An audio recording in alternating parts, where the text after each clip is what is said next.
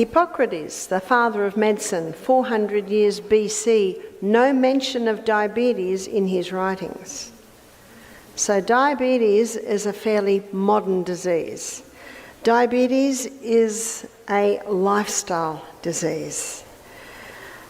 Newton's third law of motion states that to every action there's an equal and an opposite reaction. Why isn't the pancreas working? That's what we should be asking.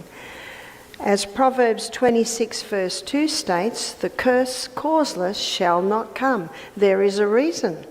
There is a reason why pancreases are not working. Hello and welcome back. Today we'll listen to invaluable insights from Barbara O'Neill on how to support the body's recovery while living with diabetes. If you or your loved ones are facing this condition, you surely understand the challenges of managing it. However, there's good news. Studies have shown that diabetes, especially type 2 diabetes, can be significantly improved and even reversed through a healthy diet and lifestyle changes. Drawing from scientific knowledge and practical experience, Barbara O'Neill will share useful tips on nutrition, positive lifestyle habits, and natural remedies to help the body recover and enhance overall health. Let's begin this journey together. Now, the pancreas, one of its main roles is to release two hormones. One is insulin, that gets the blood sugar down.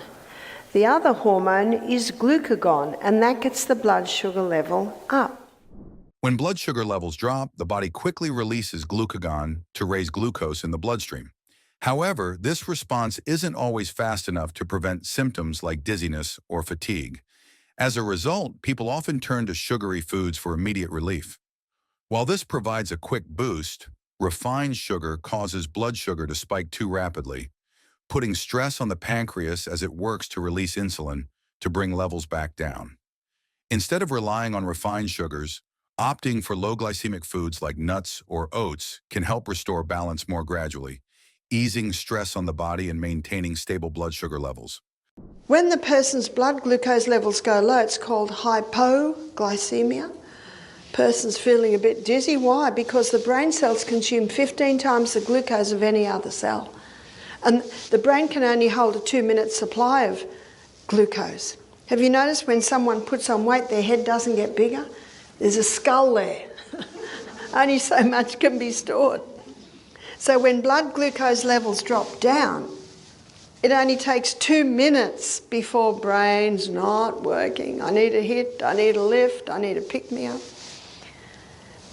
But inside the body, glucagon's being released, but the person's feeling a bit woozy, so they grab for more sugar. Does that get them up? Oh yes, very fast. But now the whole cycle begins. Oh no, we're too high, quick, release it. Oh no, we're too low. Do you know what eventually happens to pancreases? They just wear out. They're sick of this. I'm against animal abuse, I'm against child abuse, and I'm against pancreatic abuse. But you know, the greatest deception is people are doing it and they don't know they're doing it. Isn't that what deception is? Not as it seems. And there was an ad in Australia, I don't know if it's still on the television, but it had a teaspoon of sugar and it had beautiful country scenes and sugarcane plants in the background, and the white sugar was being poured out, and the slogan said, "Sugar, a natural part of life." Eeh. That's like saying, getting white powder on a spoon and tipping it out with poppy plants in the background, saying, "Cocaine, a natural part of life." Eeh. Be careful of these deceptions. It's like going shopping with the little one, and the little one's been watching television and there's been an ad on. And notice the ads, they're directed to children at children time. Cereal, and the child sees the cereal in the supermarket, "I want," and the mother says, "We're not having that, it's full of sugars." Where? Child falls on the ground. And then the parent has a choice. They have to quickly leave. They're a bit embarrassed. Or they put their cereal in the basket and child immediately stops. I'll tell you, it's blackmail. Yeah. That's why be very careful what's going into your children's heads. It's revealed in the supermarket, isn't that true?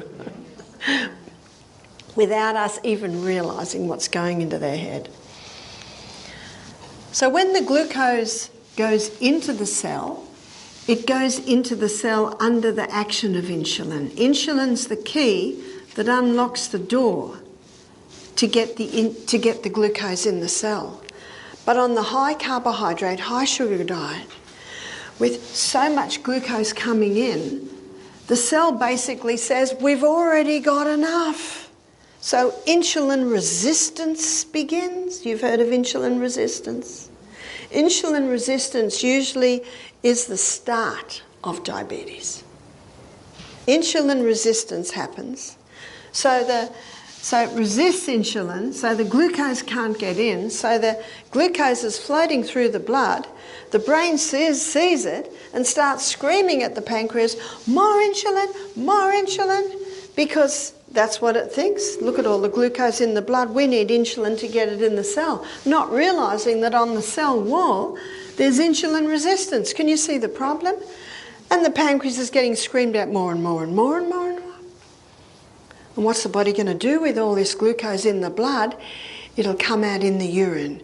Diabetes mellitus means sweet urine. When glucose accumulates in the blood and spills into the urine, the body begins to exhibit several characteristic symptoms associated with diabetes. One of the first signs is increased thirst, as the body needs to replenish fluids to compensate for the lost glucose and maintain hydration. This condition leads to frequent urination, causing the loss of vital minerals and electrolytes. As the kidneys work continuously to remove excess glucose, they can become overworked and risk damage over time. Additionally, when blood sugar levels are not effectively managed, the body's cells do not receive the energy they need, leaving you feeling tired, weak, and exhausted. This decline in energy can further lead to unhealthy eating choices, exacerbating blood sugar issues.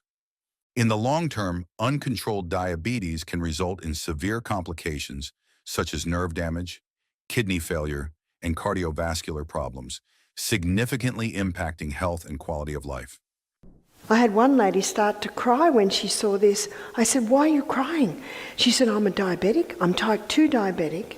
She said, I was diagnosed 2 years ago. I do everything they tell me. I eat wholemeal bread, wholemeal pasta, wholemeal cereal. And she said, and every 6 months I go to the doctor and he puts me on more insulin. She said, I'm not like the lady down the road. She just eats cakes and candies but I don't do that.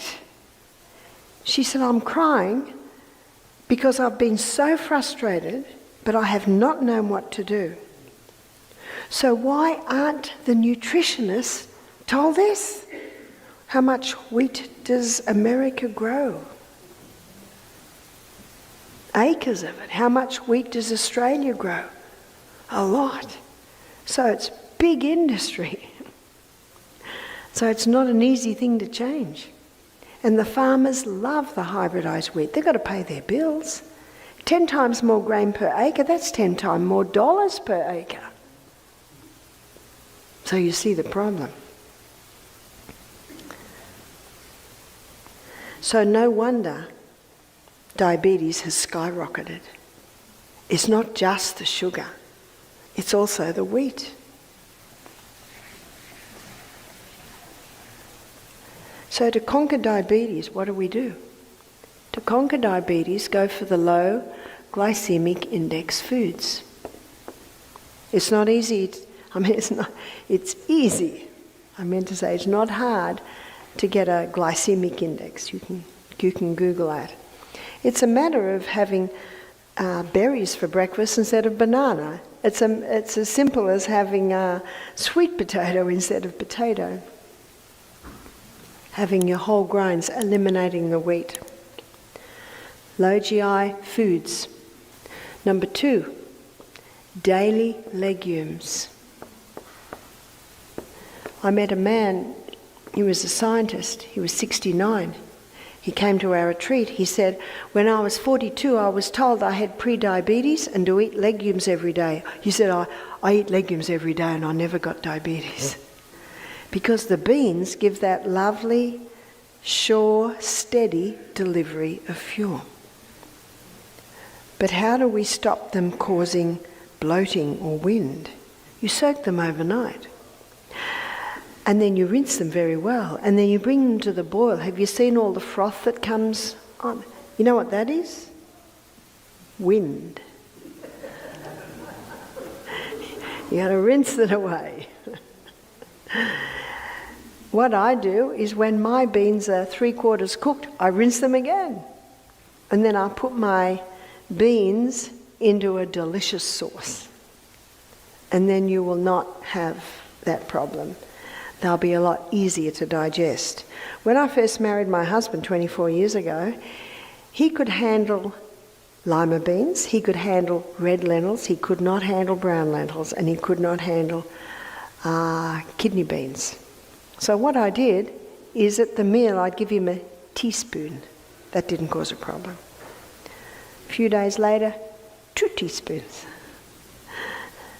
Within a couple of weeks, 3 teaspoons. He can now handle them all. So sometimes if there are some you can't handle and they're even well soaked and rinsed, just start slowly and introduce yourself to them. As we looked at when we looked at the liver, the legumes are only 1/3 the carbohydrate that you will find in your grains. Number 3, there are some things that must stop. What must stop is wheat. What must stop is refined sugar. Now, if someone's looking at conquering diabetes, initially they also need to eliminate all your healthy sugars, like your palm sugar, your maple syrup and honey. So they need to be stopped until the pancreas is starting to recover. As the pancreas begins to recover, you can gradually reintroduce some healthy sugars into your diet, but they should be used sparingly and cautiously. It's important to be patient, as healing the body, especially when dealing with diabetes, is a process that takes time. The main goal is to reduce stress on the pancreas and liver, allowing them to repair themselves by minimizing high-sugar foods and processed carbohydrates. Another essential factor is maintaining a regular exercise routine. Physical activity not only helps stabilize blood sugar levels, but also improves insulin sensitivity. Even simple exercises like walking for 30 minutes a day can have significant benefits. Exercise helps cells absorb and utilize glucose more efficiently, which means your body will require less insulin to maintain stable blood sugar levels. This is a small but crucial step in the journey toward improved health and better diabetes management. One young man named Dan did our program. He was type 1 diabetes. He got diabetes after a strong course of antibiotics at the age of 15. He's now 19. He said, my specialist said my pancreas is dead. I said, is it gangrene? What's dead? I said, if there is blood going through your pancreas, it's not dead. The life of the flesh is in the blood. So he began to do this. Another thing is no wheat, no caffeine, and no refined sugar and no caffeine. Caffeine can actually get an insulin response, so that has to be stopped. When he came to our retreat, he ate only low glycemic foods. He had legumes every meal. He started to drink more water, hydration. And what he found was if he felt that he was getting a blood sugar level low between meals, he'd have a little bit of the salt and a glass of water, and it would maintain him. I do not advise diabetics eat every 2 hours because that really disrupts digestion. When we looked at the journey through the gut, did you notice that digestion averages 3.5 to 4 hours? So you've got to leave that break between meals. If you eat food, and this is what Dan did, and we just looked at this, high fibre. Remember what fibre does? It slowly releases the glucose.